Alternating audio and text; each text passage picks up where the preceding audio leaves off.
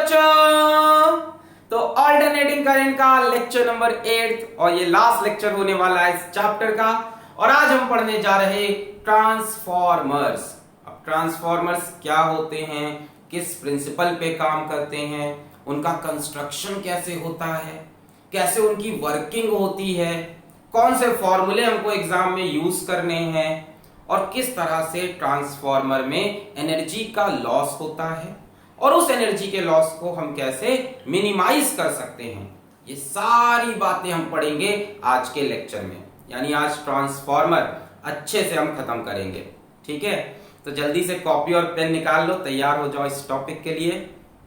निकाल लिया, शुरू करें।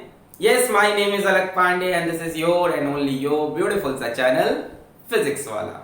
तो जल्दी से भाई हेडिंग लगाएं, ट्रांसफॉर्मर्स।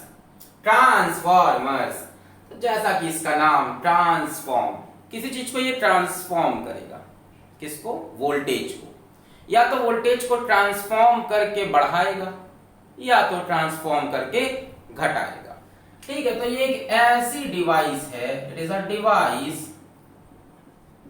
दैट ट्रांसफॉर्म्स वोल्टेज को ट्रांसफॉर्म करता है।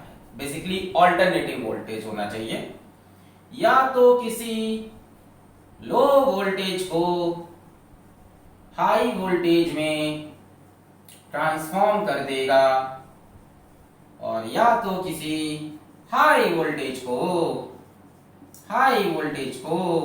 लो वोल्टेज में ट्रांसफॉर्म कर देगा। अब ये जो है लो से हाई यानी ऊपर आना, इसको हम बोलते हैं step up transformer, step up. और ये हाई से लो यानी नीचे जाना, तो इसको हम बोलते हैं स्टेप डाउन ट्रांसफॉर्मर। ठीक है, नोट करें, दो तरह के ट्रांसफॉर्मर हैं, step up and step down. नाम से ही समझ में आ रहा है, स्टेप अप वोल्टेज को अप किया, स्टेप डाउन वोल्टेज को डाउन किया।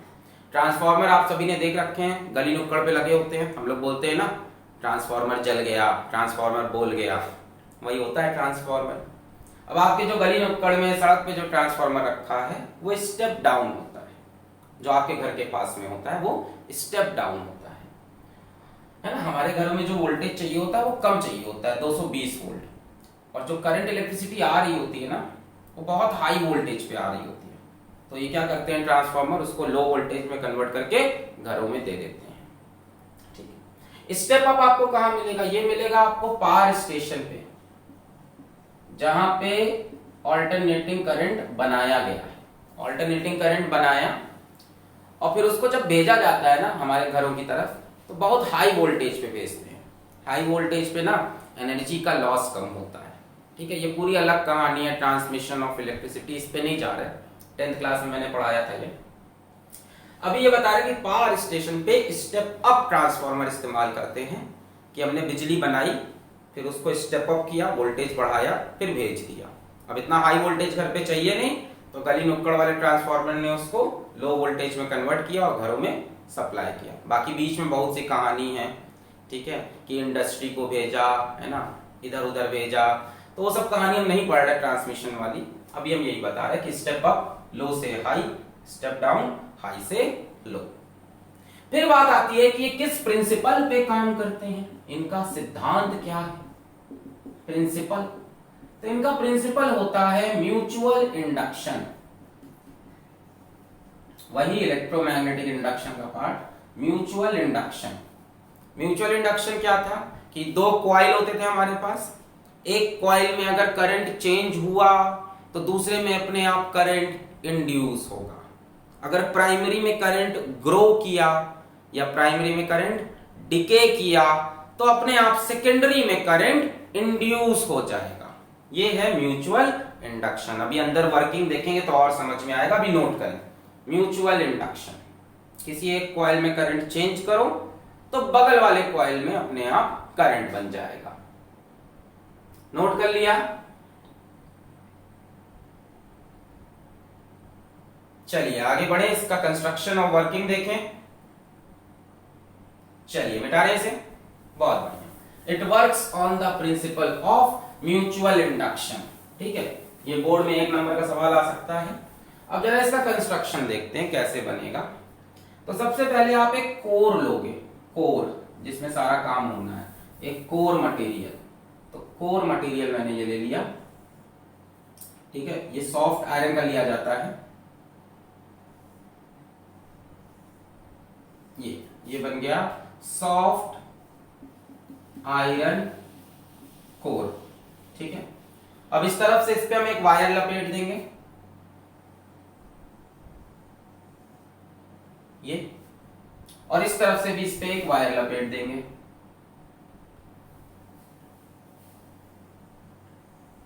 ये, इसको हम बोल देंगे प्राइमरी कॉइल।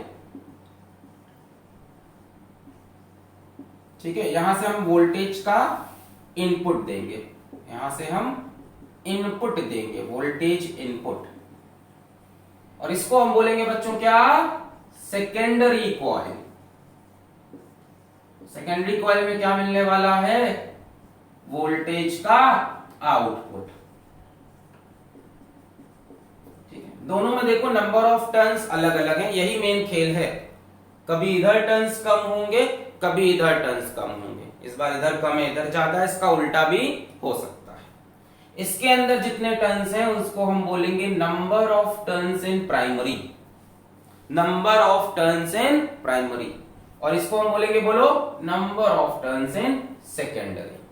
ठीक है, तो एक नॉर्मल सा कंस्ट्रक्शन ऐसा ही दिखेगा ट्रांसफार्मर का, प्राइमरी कॉइल, सेकेंडरी कॉइल। ये जो हम वायर लिए हैं ये हम जनरली कॉपर का लेते हैं। किसका लेते हैं, कॉपर।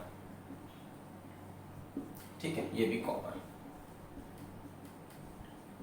इसकी हमने वाइंडिंग कर दी, उधर भी वाइंडिंग, बहुत टाइट वाइंडिंग की जाती है। आपने शायद कभी देखा हो घर के आसपास के ट्रांसफार्मर में बहुत टाइट वाइंडिंग करते हैं। अब बात करते हैं इसकी वर्किंग की, कि ये काम कैसे करेगा। ठीक है, कैसे ये म्यूचुअल इंडक्शन पे काम करता है। तो आप कहानी सुनो। आपने यहां से एक इनपुट वोल्टेज दिया, यानी एक तरह से करंट दिया। अब इसमें करंट आया, क्या ये आपको कुछ कुछ सॉलिनॉइड जैसा दिख रहा है, सॉलिनॉइड जैसा दिख रहा है। अच्छा, सॉलिनॉइड में करंट आता है तो मैग्नेटिक फील्ड बनती है, यानी इसके अंदर एक मैग्नेटिक फील्ड जनरेट होगी, है ना। ऐसी मैग्नेटिक फील्ड मान लो जनरेट हुई, इस तरह की मैग्नेटिक फील्ड लाइंस। भाई कहीं पे अगर करंट होगा तो करंट से क्या बनता है, मैग्नेटिक फील्ड। तो ये मैग्नेटिक फील्ड लाइन मैंने बना ली। सॉलिनॉइड में आपने देखा था, सॉलिनॉइड में आपने देखा था कि जो मैग्नेटिक फील्ड लाइन होती हैं वो सॉलिनॉइड के एक्सिस के पैरेलल होती हैं, ऐसे मैग्नेटिक फील्ड मैंने बना ली। अब सॉफ्ट आयरन का क्या रोल है। सॉफ्ट आयरन एक फेरोमैग्नेटिक सब्सटेंस है। फेरोमैग्नेटिक सब्सटेंस ऐसा सब्सटेंस होता है जो मैग्नेटिक फील्ड को अपने से बाहर नहीं जाने देता, बल्कि बाहर की मैग्नेटिक फील्ड को भी अपने पास बुला लेता है। यानी ये सारी मैग्नेटिक फील्ड लाइंस जो प्राइमरी से निकली वो सब की सब सेकेंडरी में जाएंगी, सब की सब। थोड़ा सा एजम्पशन भी है, डेफिनेटली कुछ फील्ड लाइंस नहीं पहुंचेंगी, बट एक आइडियल ट्रांसफार्मर में हम अज्यूम करते हैं कि यहां करंट है, करंट से बनी मैग्नेटिक फील्ड, तो यहां मैग्नेटिक फील्ड लाइन निकली, और जितनी भी मैग्नेटिक फील्ड लाइन यहां से निकली वो सब की सब सेकेंडरी में पहुंची और वापस यहां आ गई। सॉफ्ट आयरन का रोल समझ में आ रहा है, मैग्नेटिक फील्ड लाइंस को चिपका के रखना अपने अंदर, इधर उधर बाहर नहीं भागने देना। चलो यहां तक समझ में आया आपको। अब मुझे ये बताओ कि ये करंट कैसा है, कांस्टेंट है या चेंज हो रहा है। चेंज हो रहा है लगातार। अगर करंट चेंज होगा तो क्या ये मैग्नेटिक फील्ड की वैल्यू भी चेंज होगी। भाई अगर सॉलिनॉइड की मैग्नेटिक फील्ड आपको याद हो, सॉलिनॉइड की मैग्नेटिक फील्ड अगर आपको याद हो, ऐसे समझने के लिए बता रहे, तो वो होती थी म्यू नॉट एन आई, यही होती थी अलोंग द एक्सिस। अगर आई वेरी करेगा, ऑल्टरनेटिंग करंट आई की एक तो वैल्यू भी चेंज हो रही है और डायरेक्शन, अगर आई वेरी करेगा तो बी भी वेरी करेगा। यानी ये जो मैग्नेटिक फील्ड अंदर बनकर आ रही है, this is a varying magnetic field, constant नहीं है। मैग्नेटिक फील्ड लगातार चेंज हो रही है। चलो ये भी समझ में आया कि क्योंकि करंट चेंज होने वाला है इसलिए मैग्नेटिक फील्ड भी चेंज होने वाली है। जैसे जैसे करंट बदलता जाएगा मैग्नेटिक फील्ड भी बदलती जाएगी। अच्छा, अब एक बात बताओ कि अगर ये कॉइल्स हैं और इसमें से मैग्नेटिक फील्ड लाइन निकल रही है, तो क्या इसी चीज को हम फ्लक्स बोलते थे? मैग्नेटिक फ्लक्स क्या होता था? Number of field lines passing through a closed surface and perpendicular to surface, यही तो होता था। किसी लूप में से, सर्कुलर हो, रेक्टेंगुलर, कैसा भी, किसी लूप में से कितनी मैग्नेटिक फील्ड लाइन पास कर रही हैं? परपेंडिकुलर टू सरफेस, यही होता था मैग्नेटिक फ्लक्स।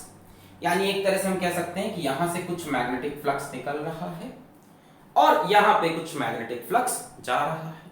मैग्नेटिक फ्लक्स याद है आपको? मैग्नेटिक फ्लक्स फाई बी कैसे निकलता था? बी डॉट ए से। तो यहां पे मैग्नेटिक फील्ड भी है और कॉइल्स का एरिया भी है। कॉइल का एरिया भी, तो मैग्नेटिक फ्लक्स तो होगा ही होगा। अब मुझे बताओ कि ये मैग्नेटिक फ्लक्स कांस्टेंट होगा कि वेरिएबल होगा? वेरिएबल होगा। जो मैग्नेटिक फ्लक्स बन रहा है वो भी वेरिएबल। क्यों भाई? क्योंकि मैग्नेटिक फील्ड वेरिएबल। वो क्यों वेरिएबल? क्योंकि मैग्नेटिक फील्ड को बनाने वाला करंट वेरिएबल। करंट चेंज होगा, मैग्नेटिक फील्ड चेंज होगी, जिससे फ्लक्स चेंज होगा। अब आपने पढ़ रखा है फैराडेज लॉ। फैराडेज लॉ क्या कहता है कि अगर हमारे पास कोई चेंजिंग मैग्नेटिक फ्लक्स है linked with a coil, then an EMF is induced in the coil। ये पूरी कहानी है। कहानी समझ में आई? यहाँ पे हमने एक इनपुट वोल्टेज लगाया जो कि ऑल्टरनेटिंग है। देखो ऑल्टरनेटिंग का साइन बनाया है, यानी ये करंट लगातार चेंज हो रहा। जब इस कॉइल में करंट चेंज होगा तो इससे बनने वाली मैग्नेटिक फील्ड चेंज होगी। जब ये मैग्नेटिक फील्ड चेंज होगी तो यहाँ का फ्लक्स भी लगातार चेंज होगा, और change in magnetic flux gives rise to induced EMF। तो हम बात करें व्हाट इज द इंड्यूस्ड, पहले हम बात करते हैं फ्लक्स की। What is the flux in each turn of primary? Primary के ईच टर्न में कितना फ्लक्स है उसको हम मान लेते हैं 5, कि इसके एक टर्न में 5 फ्लक्स है। जैसे यहां पे 2 मैग्नेटिक फील्ड लाइन है तो कितना फ्लक्स है? 2। फ्लक्स क्या होता है? Number of field line. तो हम बोल देंगे यहां फ्लक्स की वैल्यू 2, ऐसे ही बोल दिया। अब मुझे बताओ कि सेकेंडरी के ईच टर्न में कितना फ्लक्स होगा? इतना ही या इससे ज्यादा? ये हम बोल दे रहे दोनों का एरिया सेम है, नंबर ऑफ टर्न सेम नहीं, एरिया सेम है। मुझे बताओ flux in each turn of secondary कितना होगा? भाई हमने पहले ही बोला सॉफ्ट आयरन कोर क्या करेगा? जितनी मैग्नेटिक फील्ड लाइन यहां से निकली उतनी यहां से पास कराएगा। जितना एरिया इस लूप का उतना एरिया इस लूप का, यानी इसमें से भी एक टर्न में से फ्लक्स 5 ही होगा। क्लियर हो रहा है? इसके एक टर्न से 2 मैग्नेटिक फील्ड लाइन गई और इसके एक टर्न में भी 2 मैग्नेटिक फील्ड लाइन गई। टोटल फ्लक्स बराबर नहीं है। यहां देखो नंबर ऑफ टर्न्स कम है, वहां ज्यादा है, बट ईच कॉइल में जो फ्लक्स है वो प्राइमरी और सेकेंडरी का बराबर है। यानी हम बोल सकते हैं this is also equal to phi in each turn of secondary. Flux in each turn of primary is equals to flux in each turn of secondary, और दोनों को हम अज्यूम कर लेते हैं phi, कि इसके एक टर्न में से 5 फ्लक्स निकला और इसके एक टर्न में 5 फ्लक्स गया। अब आपसे हम पूछें कि प्राइमरी में टोटल फ्लक्स कितना है? टोटल फ्लक्स इन प्राइमरी, इसको हम बोल देते हैं 5p। Total flux in primary, एक टर्न से कितना निकला है? 5। कितने टर्न्स हैं? np। तो टोटल फ्लक्स कितना हो जाएगा? np into 5। बोलो सही है? एक टर्न से कितना flux? 5।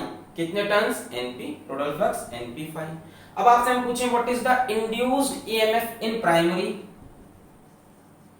Induced EMF in primary हमको चाहिए E in primary. Faraday's law बताओ, इंड्यूस्ड ईएमएफ क्या होता है? Minus d phi by d t. तो हम लिखेंगे minus d flux in primary with respect to time. Flux in primary ये रखोगे, इसमें से ये तो कांस्टेंट है नंबर ऑफ टर्न्स, ये तो बाहर आ जाएगा, -n बाहर आ गया है ना, इसकी जगह ये वैल्यू रखी, -np बाहर आ गया, बचा क्या, d∅/dt। This is the induced EMF in primary. इसको कहीं लिख लिया जाए, यहां लिख लेते हैं, induced EMF in primary -np d∅/dt। ये प्राइमरी का इंड्यूस्ड ईएमएफ है। नोट करें, नोट करें, नोट कर लिया, इसको मिटा रहा हूं मैं। Okay, total flux in secondary, total flux in secondary φs। Secondary के एक कॉइल में कितना फ्लक्स है, जितना प्राइमरी में है फाई, तो टोटल फ्लक्स कितना हो जाएगा, ns phi. Induced EMF in secondary, induced EMF in secondary, इसको बोल देते हैं ES, क्या हो जाएगा, -d∅s/dt। Total flux in secondary with respect to time. अब की बार क्या होगा, -ns बाहर, d∅/dt। तो यहां इसको भी लिख लेते हैं, induced EMF in secondary -ns d∅/dt। Note करें, इसको मिटा लूं मैं, अब पॉज करके नोट कर लें, कर लिया, पॉज करके नोट मिटा रहा हूं। ओके, अब अगर हम इन दोनों टर्म्स को, इन दोनों इक्वेशंस को डिवाइड कर दें तो हमें मिलेगा ES/EP, मैंने डिवाइड किया इसमें से, ये ES/EP is equals to NS/NP। ये फॉर्मूला आपको पकड़ के रखना है, ठीक है। वैसे हमेशा हर ट्रांसफार्मर में ये फॉर्मूला 100% तो फॉलो नहीं होगा, ठीक है, थोड़ी बहुत इसमें खामियां होती हैं, बट आपके सिलेबस में आपको यही फॉर्मूला पकड़ना है, ES/EP is equals to NS/NP, यानी induced EMF is directly proportional to number of turns. जिधर नंबर ऑफ टर्न्स ज्यादा उधर ईएमएफ या वोल्टेज ज्यादा। यहां से बड़ा आसान है, मैं आपसे बोलूं मुझे स्टेप अप ट्रांसफार्मर बना के दो, आप बोलोगे स्टेप अप का मतलब वोल्टेज बढ़ाना है, यानी आउटपुट वोल्टेज ज्यादा होना चाहिए, स्टेप अप वोल्टेज बढ़ाना है, यानी आउटपुट मतलब EMF in secondary must be greater than EMF in primary. तो number of turns in secondary is greater than number of turns in primary. मतलब ये जो बना रखा है ये स्टेप अप ट्रांसफार्मर है।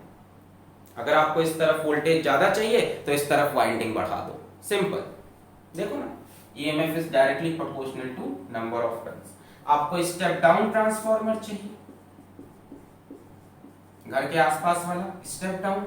स्टेप डाउन में क्या होगा, आप आउटपुट वोल्टेज कम चाहोगे, यानी EMF in secondary is less than EMF in primary.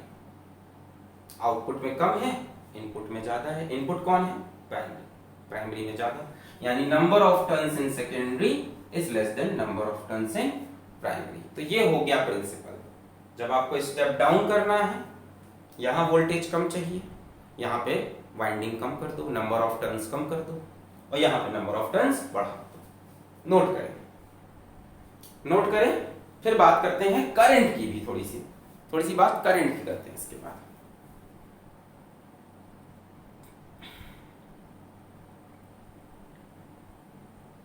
Note कर लिया,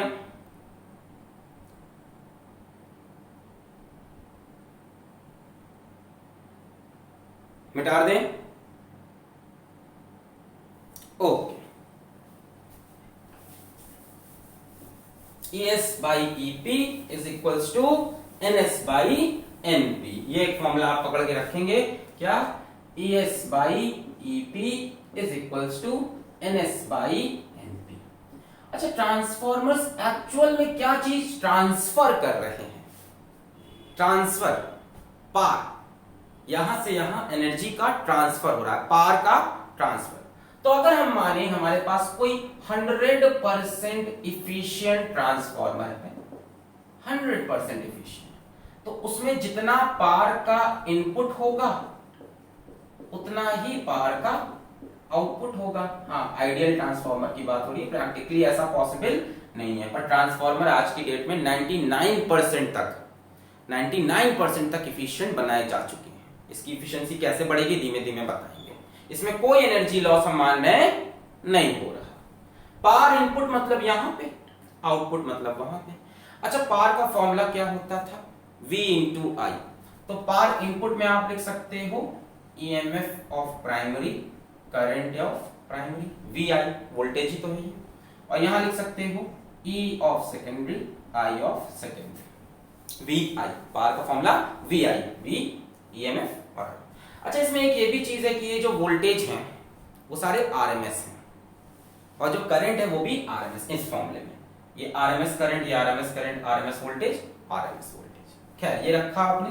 यहां से एक फॉर्मूला आपको और मिला, ES by EP is equals to IP by IS। जरा ध्यान से देखो, ES by EP is equals to IP by IS, यानी EMF is inversely proportional to current. दिख रहा है? बड़ा आसान था, VI लगा दो, EP IP is equals to ES IS, है ना। एक तरह से E इंटू आई कॉन्स्टेंट है इसका। अगर आइडियल ट्रांसफॉर्मर है, पावर उसकी क्या रहेगी? कांस्टेंट। आइडियल अगर है तो जितनी पावर इधर उतनी उधर चली गई। अब देखो, बड़ी एक चीज समझ में आई कि ट्रांसफॉर्मर अगर, जैसे ये वाला, अगर वोल्टेज बढ़ा रहा है तो करंट को कम ही करेगा,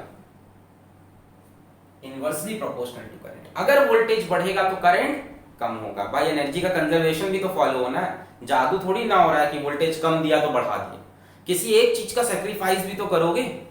तो आपने कहा कि हमें क्या चाहिए? वोल्टेज ज्यादा चाहिए, उसने कहा ले लो, पर करंट कम देंगे। समझ में आ रहा? तो आप जब वोल्टेज बढ़ाते हो तो करंट कम हो जाता है। So if we increase voltage, current decreases and vice versa.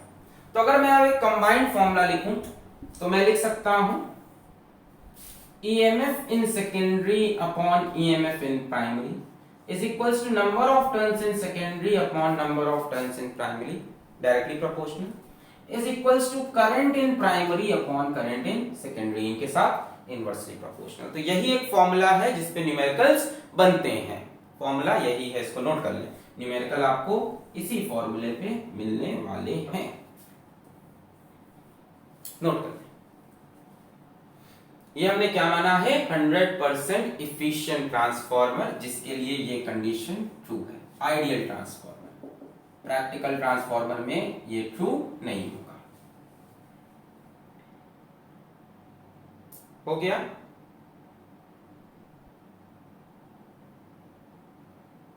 Note कर लिया? चलिए एक सवाल करते हैं।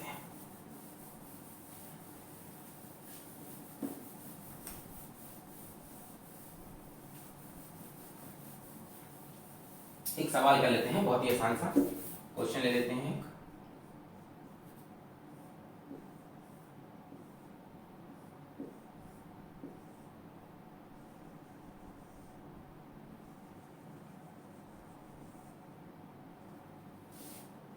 ये हमको दिया, ये बोला प्राइमरी, ये बोला सेकेंडरी, यहां हमसे बोला number of turns in primary are 100, number of turns in secondary are 200। हमसे बोला यहाँ पे जो इनपुट हम दे रहे हैं वो इनपुट है 220 वोल्ट 10 एम्पियर। हमसे पूछा आउटपुट बताइए, considering it to be ideal transformer. ऐसे ही एक सवाल है फॉर्मूला बेस्ड। चलिए जल्दी से नंबर ऑफ टर्न्स डबल हो रहे हैं तो वोल्टेज डबल हो जाएगा, वोल्टेज डबल होगा तो करंट हाफ हो जाएगा। बड़ा आसान है। नंबर ऑफ टर्न्स डबल हुए, ईएमएफ नंबर ऑफ टर्न्स पे डायरेक्टली प्रोपोर्शनल है। Number of turns double, EMF double, EMF double हुआ तो करंट हाफ, खत्म। अरे फॉर्मूला लगा दो, ES by EP is equals to NS by NP। EMF in secondary नहीं पता, EMF in primary 220 volt, number of turns in secondary 200, number of turns in primary 100, cut गया। ये ईएमएफ इन सेकेंडरी यहां से मिल गया 220 into 2 440 volt. Current चाहिए, EMF in secondary, EMF in primary, current in primary, current in secondary. ये तो clear है ना कि करंट और ईएमएफ इनवर्सली प्रोपोर्शनल। भाई एक चीज बढ़ाओगे तो दूसरी चीज घटेगी, एनर्जी का तो कंजर्वेशन रहेगा। तो यहां से ईएमएफ इन सेकेंडरी अब आपको मिल चुका है शायद 440, EMF in primary 220, current in primary 10, current in secondary नहीं पता, ये कटा 2, current in secondary 10 divide by 2 5 ampere. Number of turns बढ़े, ईएमएफ बढ़ा, ईएमएफ बढ़ा तो करंट घटा। क्लियर हो गई बात? छोटा सा न्यूमेरिकल था, थोड़ा आपको फील भी हुआ कि अगर वोल्टेज बढ़ाओगे तो करंट घट जाएगा। इसी को उल्टे तरह से देखो, अगर वोल्टेज घटाओगे तो करंट बढ़ जाएगा। हो गया? अच्छा मान लो कि कोई प्रैक्टिकल ट्रांसफार्मर हो, ये भी पढ़ लो। मान लो कोई प्रैक्टिकल ट्रांसफार्मर हो, कोई अपना प्रैक्टिकल ट्रांसफार्मर हो, तो मुझे ये बताना कि क्या प्रैक्टिकल ट्रांसफार्मर के लिए power input equal to power output होगा? ऐसा होगा क्या? नहीं होगा, दोनों इक्वल नहीं होंगे। कौन ज्यादा होगा? इनपुट ज्यादा होगा, आउटपुट कम होगा, कुछ एनर्जी हमेशा लॉस हो जाएगी। तो प्रैक्टिकल ट्रांसफार्मर में power input is always greater than power output. जितना दिया सारा का सारा यहां नहीं पहुंचा, कुछ लॉस हो गया। कैसे लॉस हुआ अभी बताएंगे। यानी इस केस में आप बोलोगे EP IP is greater than ES IS. तो ऐसे ट्रांसफार्मर की इफिशियंसी निकालने पे सवाल आ सकता है। इफिशियंसी भाई किसी भी चीज की इफिशियंसी ईटा क्या होती है? इफिशियंसी क्या होती है? Output upon input into 100। तो लिख दो power output upon power input into 100। Efficiency power output यानी ESIS, पावर इनपुट यानी EPIP इनटू 100। अभी दोनों कटेंगे नहीं, 8 दिया 100 एफिशिएंसी, यहाँ पे ये बड़ा है, एफिशिएंसी 100 से कम है। ठीक है, कैसे पता चलेगा? दिया रहेगा पेपर में। अगर दिया है 100% एफिशिएंट मान लो, तब तो ये फॉर्मूलेस लगा देना।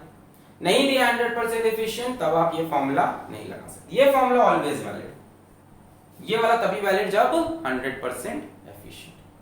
ये ऑलवेज, चाहे आइडियल हो चाहे प्रैक्टिकल हो। और ये कब वैलिड होगा? सिर्फ और सिर्फ आइडियल ट्रांसफार्मर। नोट कर लें।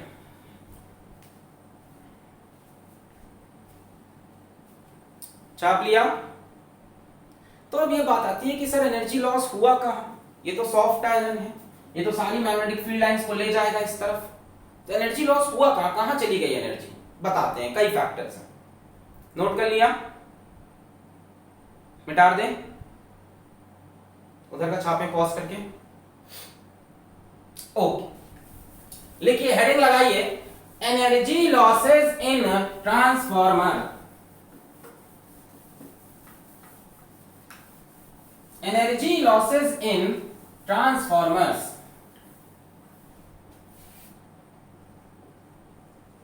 Energy losses in transformers.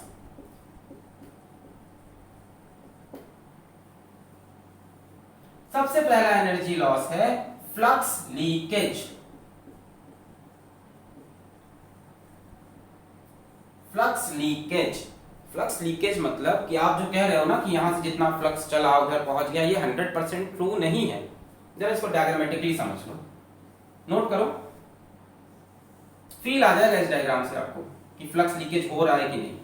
चलो यहां पे हम प्राइमरी वाइंडिंग कर देते हैं। कॉइल की हमने वाइंडिंग की प्राइमरी, और यहां सेकेंडरी की वाइंडिंग, ये सेकेंडरी। एक बात बताओ कि यहां पे आपने इनपुट वोल्टेज लगाया, ठीक है, और यहाँ पे करंट बना और मैग्नेटिक फील्ड लाइंस बनी। एक बात बताओ, अगर ये कॉइल है, अगर ये कॉइल, बच्चों अगर ये कॉइल है, यहाँ मान लो यहाँ पे एक कॉइल है ये, और इस कॉइल में मान लो करंट दौड़ रहा है। अगर करंट दौड़ रहा है तो मैग्नेटिक फील्ड लाइंस कैसे बनेगी, करंट कैसे बना आपने ऐसे, अच्छा ऐसे बना देते हो आप,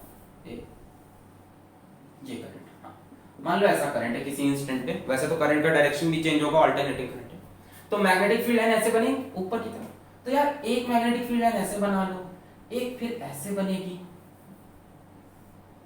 फिर एक ऐसे बनेगी, फिर एक ऐसे बनेगी, फिर एक ऐसे बनेगी। ये चीज तो आप यहाँ पे देख ही नहीं रहे हो, आप तो इसको आइडियल सोलेनॉइड मान रहे हो कि ये इनफाइनाइट लेंथ का है, सारी मैग्नेटिक फील्ड लाइन ऐसे, ऐसा तो है नहीं। क्या होगा एक्चुअल में, चलो ये वाली मैग्नेटिक फील्ड लाइन चली गई माना, ये वाली भी चली गई माना, ये वाली भी मान लेते हैं चली गई, बट ये वाली मैग्नेटिक फील्ड लाइन का क्या होगा, ये जो मैग्नेटिक फील्ड लाइन बन गई, ये वाली मैग्नेटिक फील्ड लाइन का क्या होगा, ये तो बाहर चली गई। तो इसको हम बोलते हैं फ्लक्स लीकेज, कि यहां से फ्लक्स तो बना पर साहब वो यहां तक पहुंच नहीं पाया, ये भी है फ्लक्स लीकेज। इसका रीजन क्या है, इसका रीजन यही है कि जो आप कॉइल इसमें बांध रहे हो, जो वाइंडिंग कर रहे हो कॉपर वायर की, वो सर्कुलर है, और सर्कुलर मैग्नेटिक फील्ड लाइन ऐसे बनती है, कुछ फील्ड लाइन ऐसे भी तो बनेगी, क्लोज होती है ना मैग्नेटिक फील्ड लाइन। तो ये वाली जो है ये तो बाहर चली गई, ये तो यहां से यहां नहीं पहुंच पाई, तो ये एनर्जी का नुकसान हो गया, इसको हम बोलते हैं फ्लक्स लीकेज। इसको मिनिमाइज करने का तरीका हम पहले ही बता चुके हैं कि सॉफ्ट आयरन कोर यूज कर लो, है ना। मिनिमाइज करने का तरीका है,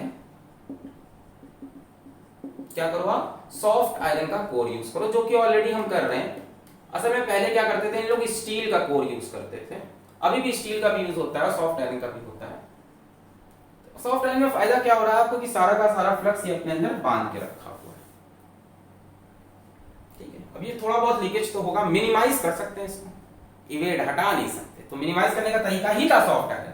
सॉफ्ट आयरन बचा लेता है जितनी हो सकती है, जितनी हो सकती है इसको भी ले जाने की कोशिश करेगा, इसको भी, बट कुछ तो हमेशा लीकेज होगा, 0.001% लीकेज तो होगा ही, भले ही आप सॉफ्ट आयरन कोर यूज करो। चले, बना लिया। नेक्स्ट बात करें एनर्जी लॉसेस इन ट्रांसफार्मर में।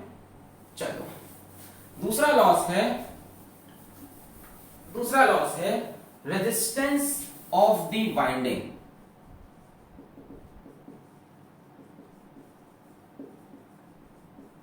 ये जो कॉपर का तार आपने गोल गोल घुमा के बांध दिया है, ठीक है, और बांध रहे हो, इतना तार यूज कर रहे हो, इसका कुछ रेजिस्टेंस होगा कि नहीं, बिल्कुल होगा।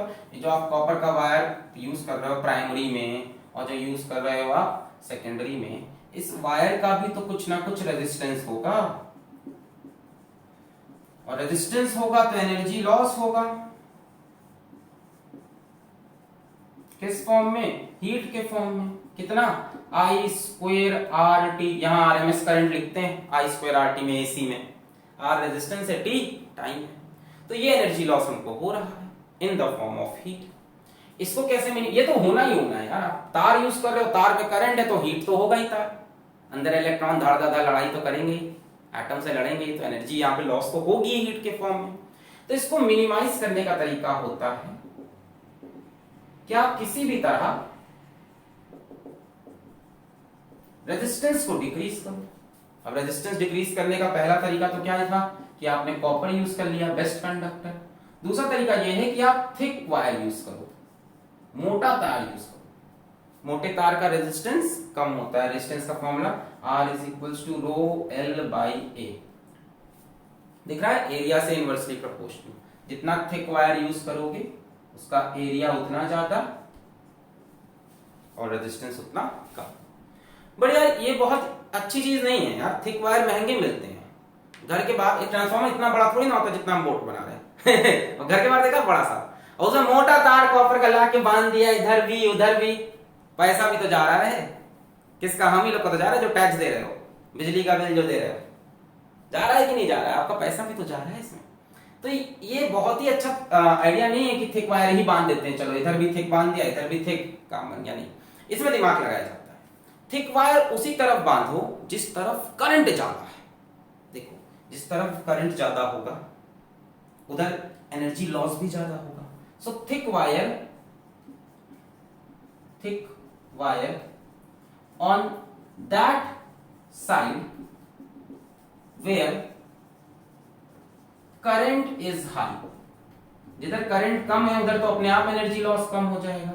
भाई करंट का स्क्वायर है, कोई छोटी चीज का स्क्वायर करोगे और छोटा, समझ रहे हो? करंट का स्क्वायर है ना एनर्जी लॉस में। मान लो एक तरफ करंट कम है, एक तरफ करंट है 0.5 एम्पियर और एक तरफ करंट है मान लो 5 एम्पियर, तो इस तरफ तो 0.5 का स्क्वायर होके अपने आप एनर्जी लॉस कम हो रहा है, तो इधर जरूरत ही नहीं है थिक वायर बांधने की। इतना ढेर सारा वायर वेस्ट होगा, पैसा उसमें ही जा रहा है सीधा सीधा, पैसा भी तो बचाना है। तो जिधर करंट ज्यादा है, इधर 5 एम्पियर था, 5 एम्पियर का स्क्वायर 25, तो इधर एनर्जी लॉस बहुत ज्यादा, उस तरफ आप थिक वायर बांधते हो। बांधने को दोनों तरफ बांध दो, हमें दिक्कत नहीं, अच्छा है, दोनों तरफ थिक बांधो, दोनों तरफ रेजिस्टेंस कम हो जाए, पर पैसा भी तो बर्बाद होता है। तो थिक वायर उस तरफ लेते हैं वेयर करंट इज हाई। जैसे स्टेप अप की बात करो, स्टेप अप में यहां वोल्टेज ज्यादा होगा तो करंट कम, स्टेप अप अगर लें तो यहां वोल्टेज ज्यादा करंट कम, यानी यहां पे करंट ज्यादा होगा। तो स्टेप अप में प्राइमरी, स्टेप अप के केस में, स्टेप अप के केस में प्राइमरी। स्टेप डाउन की बात करो, डाउन में इधर वोल्टेज कम हो जाएगा, वोल्टेज कम तो करंट ज्यादा, तो फिर इस तरफ थिक, और स्टेप डाउन में सेकेंडरी। ठीक है, ये सब एक एक नंबर के पूछे जा सकते हैं आपसे बोर्ड में भी और छोटे मोटे कंपटीशन में भी। जेईई में तो नहीं पूछेगा, इधर उधर के जो कंपटीशन उसमें पूछ सकता है कि स्टेप डाउन में कौन सा वाइंडिंग थिक करते हैं। ये याद रखना, थिक वाइंडिंग उस तरफ होगी जिस तरफ करंट ज्यादा है, बस इसके बाद सब आप कर लोगे। थिक वाइंडिंग उस तरफ जिस तरफ करंट ज्यादा होने से हीट लॉस ज्यादा था, तो हमने कहा रेजिस्टेंस कम कर लेते हैं थिक वाइंडिंग से। स्टेप अप में इधर वोल्टेज ज्यादा सेकेंडरी में तो करंट कम, तो ये प्राइमरी का करंट ज्यादा तो प्राइमरी। स्टेप डाउन में वोल्टेज यहां कम तो यहां करंट ज्यादा। ठीक है, चलिए ये भी होना ही होना, इसको भी आप हटा नहीं सकते हो 100% कभी भी। सुपर कंडक्टर ले आओ हाँ, उसका पैसा कौन देगा? इतने ट्रांसफार्मर जो गली कूचे में रखते हैं रोज उड़ा देते हो कटिया मार के कचाक। तीसरा है हिस्टेरिसिस लॉस। अब हिस्टेरिसिस लॉस क्या है? अब ध्यान से देखो तो यहां पे जो करंट यूज हुआ है वो अल्टरनेटिंग करंट है। बच्चों अल्टरनेटिंग करंट वो होता है जो लगातार अपना डायरेक्शन चेंज करता है। अब जब करंट का डायरेक्शन लगातार चेंज होगा तो मैग्नेटिक फील्ड का डायरेक्शन भी चेंज होगा।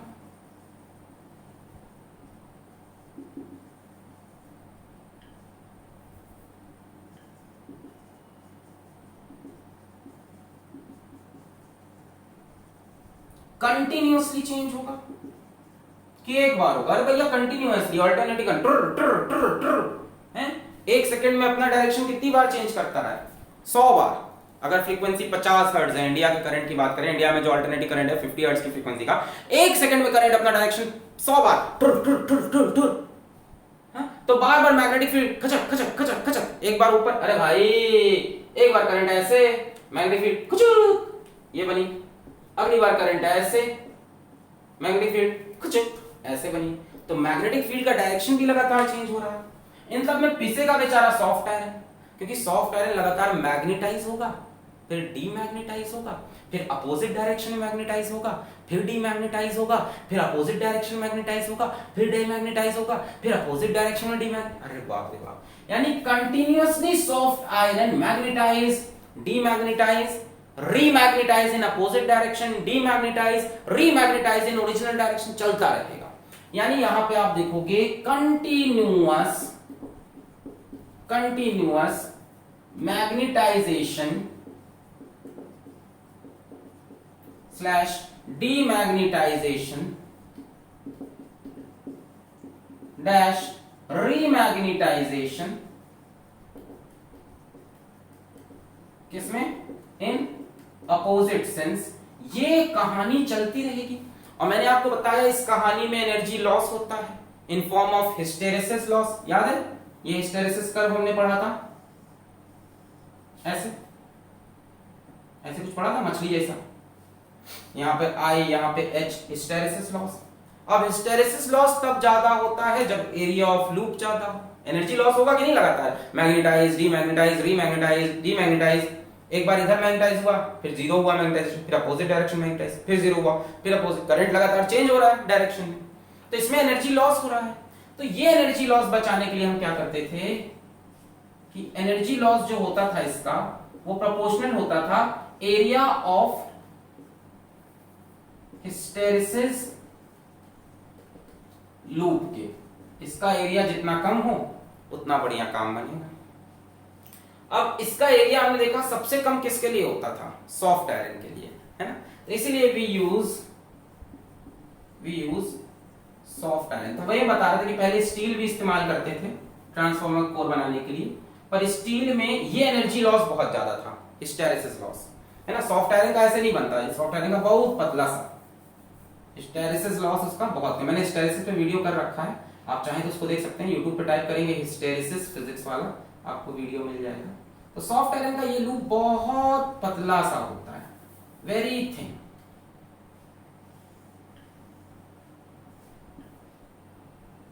ये इस वजह से सॉफ्ट आयरन में जो आईएच कर्व होता है, इसमें बार बार magnetize, demagnetize, remagnetize, demagnetize, remagnetize, energy loss बहुत कम होता है। We use soft iron core which has very small hysteresis loss, क्योंकि उसका एरिया ऑफ लूप कम होता है। ये हो गया हिस्टेरिसिस लॉस। इसलिए आपसे कोई पूछे कि ट्रांसफार्मर के कोर में स्टील का इस्तेमाल करें कि सॉफ्ट आयरन का, स्टील का कि सॉफ्ट आयरन का, सॉफ्ट आयरन का। स्टील का एरिया बहुत ज्यादा होता है, स्टील भी तगड़ा मैग्नेटिक मटेरियल है, वो भी मैग्नेटिक फ्लक्स को अपने अंदर चिपका के भेज सकता है, वो भी फेरोमैग्नेटिक है, वो भी फ्लक्स को एकदम पूरा चिपका के प्राइमरी सेकेंडरी भेज देगा। पर स्टील यहां पे आके मात खा जाएगा।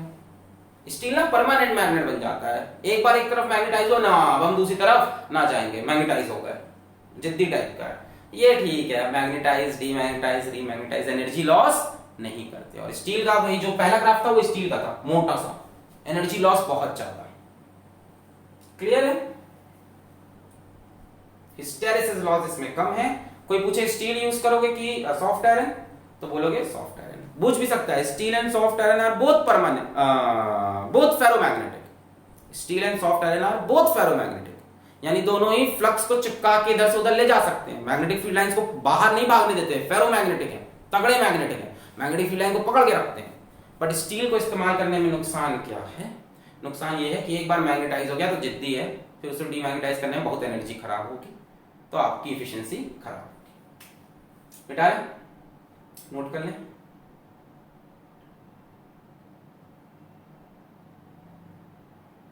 चलिए, इसके बाद जो आखिरी तरह का हमारा एनर्जी लॉस है वो है eddy current loss. Eddy current loss,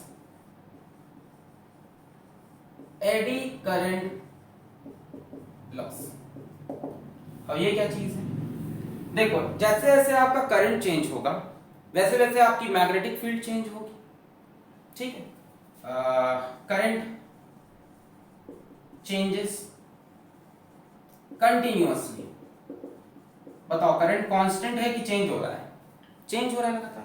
current change होगा तो लगातार मैग्नेटिक फील्ड चेंजेस कंटिन्यूअसली। अच्छा, मैग्नेटिक फील्ड चेंज होगी तो मैग्नेटिक फ्लक्स भी चेंज होगा, मैग्नेटिक फ्लक्स चेंजेस कंटिन्यूअसली। और फराडे ने कहा था कि जब मैग्नेटिक फ्लक्स चेंज होगा तो आपको इंड्यूस्ड ईएमएफ मिलेगा। तो यहां पे ना इंड्यूस्ड ईएमएफ दो चीजों में मिलेंगे। आई रिपीट, आपने ऑल्टरनेटिंग करंट लगाया प्राइमरी में, चेंज हो रहा है, उसके वजह से magnetic field zoom zoom zoom zoom zoom change हो रही है, जिस वजह से फ्लक्स बढ़ेगा घटेगा, करंट बढ़ता घटता भी तो है ऑल्टरनेटिव, चेंज हो रहा है। मैग्नेटिक फ्लक्स चेंज होने से ईएमएफ इंड्यूस्ड होगा दो चीजों में। एक तो ईएमएफ इंड्यूस होगा वाइंडिंग्स में, और सिंपल भाषा में कॉपर के वायर में जो बांध रखा है आपने, और एक ईएमएफ इंड्यूस्ड होगा मटेरियल ऑफ कोर में, यानी सॉफ्ट आयरन में। ये क्या है, ये इंड्यूस्ड ईएमएफ वहां पे करंट प्रोड्यूस करेगा, इंड्यूस्ड करंट, इंड्यूस्ड ईएमएफ से क्या बनेगा, रुक जाओ, magnetic flux changes continuously which produce induced EMF which produce induced current, एक यहां भी बना इंड्यूस्ड करंट और एक यहां भी बना। बोलो यहां तक क्लियर हुआ? लगातार आपको अल्टरनेटिंग करंट चेंज हो रहा ठर ठर ठर, जिससे मैग्नेटिक फील्ड लगातार जूम जूम चेंज हो रही, जिससे मैग्नेटिक फ्लक्स भी चेंज हो रहा, जिससे इंड्यूस्ड ईएमएफ बन रहा, जिससे इंड्यूस्ड करंट। ये इंड्यूस्ड ईएमएफ दो चीजों में बनेगा, एक तो कॉपर के वायर में, जो कॉपर के कॉइल्स आपने बांध रखे हैं उसमें से मैग्नेटिक फ्लक्स चेंज हो रहा, और एक मटेरियल ऑफ कोर में से भी तो फ्लक्स चेंज हो रहा। उसकी भावना कोई समझ ही नहीं रहा है, जो मटेरियल है, जो कोर का डब्बा है, उसके अंदर से भी तो फ्लक्स लगातार चेंज, उसमें से फ्लक्स पहले ज्यादा गया फिर कम गया, तो उसकी भी तो फीलिंग है मटेरियल की। तो उस मटेरियल में जब ईएमएफ चेंज होगा तो उसमें भी करंट इंड्यूस होगा। इस वाले करंट को हम बोलते हैं एडी करंट, जो लगातार उसके कोर में चेंज हो रहा है। ये सर्कुलर नेचर के होते हैं, सर्कुलर नेचर के। जैसे मान लो ये हमारी कोर है,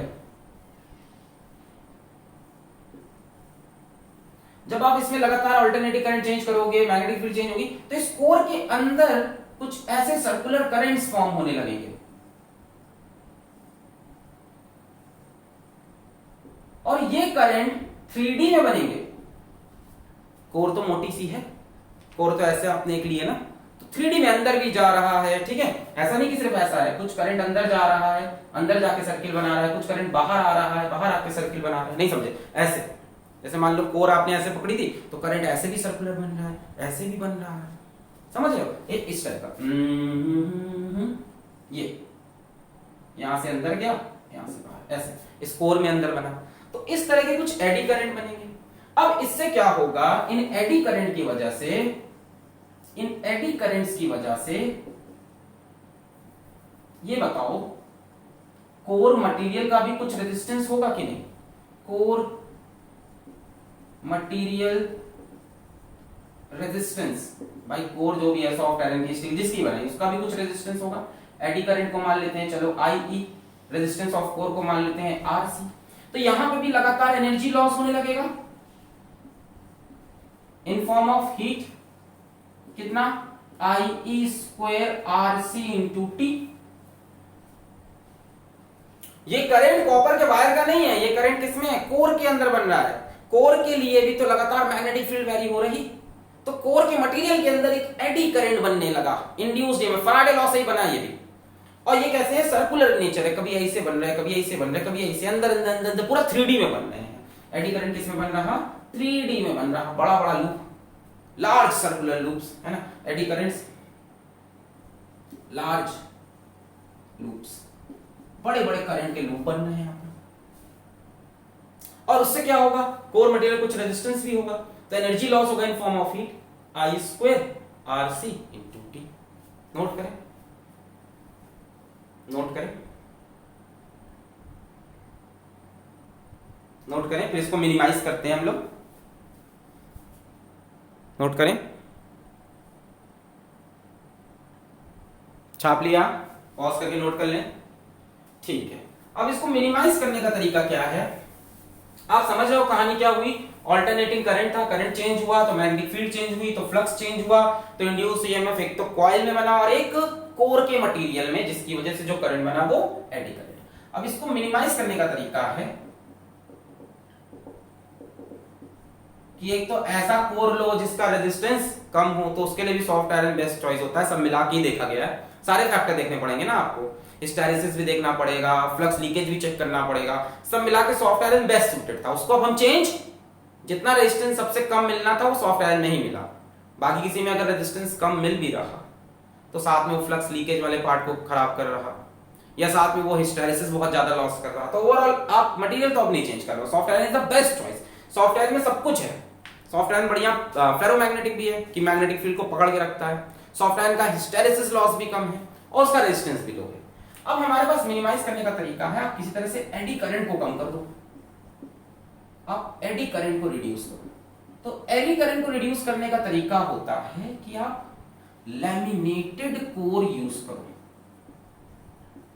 laminated course with insulating liquid in between. समझाते हैं, आप एक मोटी कोर मत लो, आप प्लेट्स लेना स्टार्ट कर दो। ये मैंने एक प्लेट ली, प्लेट क्या है, एक प्लेट समझ लो, लैमिना है, लैमिनेटेड एक लैमिना है, लैमिना मतलब होता है कोई 2D मटेरियल। आपने एक प्लेट ले ली, ठीक है, इसके पीछे एक और प्लेट रखो, उसके पीछे एक और प्लेट, एक और प्लेट, प्लेट प्लेट प्लेट, और सारी प्लेट्स को मिलाकर आप एक मोटा कोर बनाओ। आप एक 3D कोर मत चूज करो,